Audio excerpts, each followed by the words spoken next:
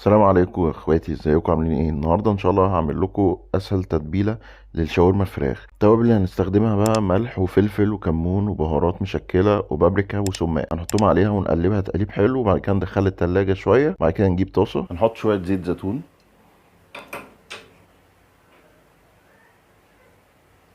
وهنحط الشاورما بتاعتنا بعد ما طلعناها من التلاجة.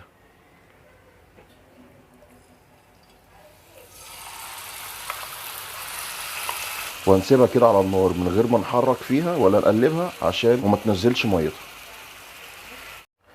على ما الشاورما بقى تستوي، تعالوا اقول لكم على احلى صوص انا عملته قبل كده في الفيديو بتاع البيك تيستي. احلى صوص يتعمل للشاورما.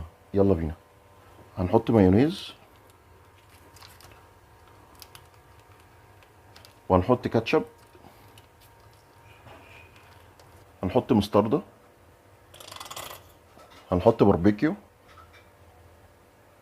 هنحط خل معلقة صغيرة، وعندي الخيار مخلل، احط مثلا خيارتين كده اهوت، اقطعهم ترانشات صغيرة خالص،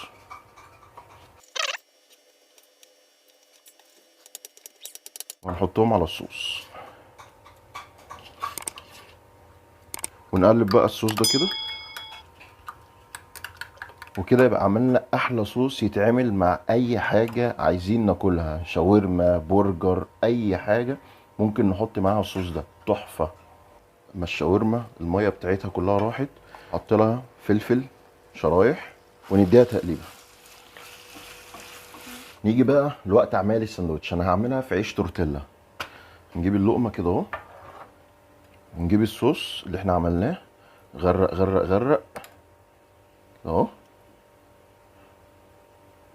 عندي بقى بصلايه قطعتها طرنشات، حط عليها سماق، نديها فرقه كده اهو. هنحط بقى الشاورما،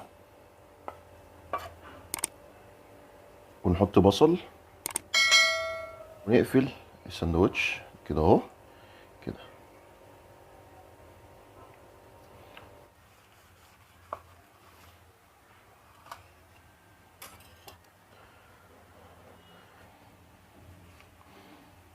دي كده احلى ساندوتش شاورما فراخ، بس التتبيله دي حرفيا جامده جدا. يا لهوي على الريحه وريحه التوابل.